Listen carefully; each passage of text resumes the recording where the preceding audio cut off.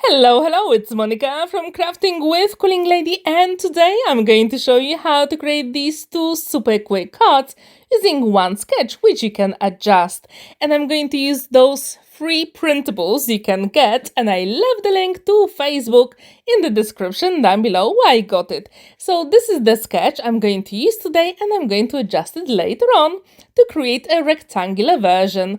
First, I've got 5 3/4 by 5 3/4 card base. It is white, and when this is ready, I'm going to use red cardstock, and this one measures 5.5 by 5.5 of an inch. And then I had a look at my stash and I decided to use beautiful shiny cardstock which has a flower pattern. And this will be just perfect, especially when you tilt the card. And I need to create a square that measures 5 1/4 by 5 1/4 of an inch. As you can see, I'm going to assemble it. And what I really like about this card sketch, it actually looks like a Polish flag, especially with the red and white. Now I've got two red panels measuring 2 by 4 inches. I'm going to assemble them, and then I'm going to use the same beautiful shiny cardstock to create smaller panels to have the red border. And these will measure 1 3/4 by 3 3/4 of an inch.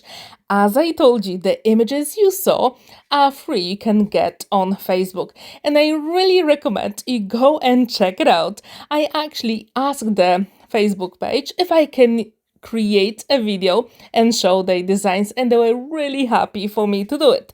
So here are the images I fussy cut, and I'm going to place them here. But before I do it, I decided to add a little bit of dimension to the vases. So I'm going to use my craft knife and create a slit. So the flowers will go inside. And whenever you use a bouquets, I really encourage you to create beautiful dimensional elements. So in this way, you have to create a slit. Super quick, simple, but very effective in the end. Now I'm going to get rid of the excess at the bottom of the bouquets so they will go easily into the slit, which I think is really cool. So when I'm happy with it, then I'm going to start placing all the elements on the card. And I really encourage you to do a dry run first, because this way you will make sure all the elements are exactly where you want them. And this is really cool, especially before you start adhering them. Again, I'm going to get rid of the excess at the bottom here, and that will fit into the vase, which I think is really cool. Have you ever used that technique in your projects? Please let me know in the comments down below. I also wonder, have you ever created a card that represents someone's culture or traditions? I'm really curious. So if you did, please let me know, how did you make it? I'm really curious, because I think this really cool free collection is absolutely amazing to create something special for the Polish people. So here I'm going to place some other elements, and I can tell you that some of them have double-sided foam adhesive on the back to have a little bit of dimension. To be honest, with those two cards I created in today's project, I'm going to leave them without a sentiment, because I think later on I'm going to use them as thank you cards for someone really special. So this is ready. Now it will be time to add the heart, and at the top I'll have place to add the sentiment. There is plenty of space to write the message inside, and the card is complete. So let's create a rectangular version of this sketch, which I think is really cool. So I've got 5 by 7 inches card base. Again, I'm going to fold it and burnish it. Super quick, simple. And this will have a professional finish. The red cardstock measures 4 3/4 by 6 3/4 of an inch. Again, I'm going to use the same beautiful luxurious cardstock from my stash, and that panel will measure 4.5 by 6.5 of an inch. And when these are ready, I'm going to use the same red cardstock to create rectangles.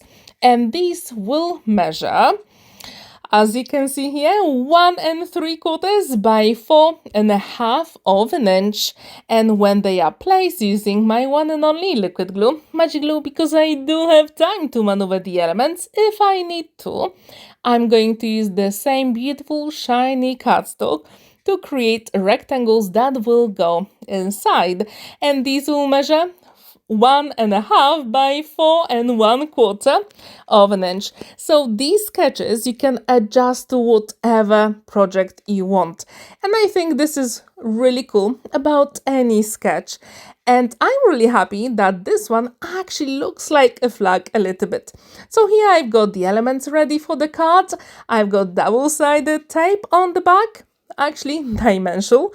So I will have lots of 3D effect here. And if you've never ever seen those houses, these come from ZALIPIE. And this one is a small village at the south of Poland. And all the houses are hand painted with flowers. How cool is that? Do you have a village in your country with the houses that are hand painted? Please let me know in the comments down below. I'm really curious.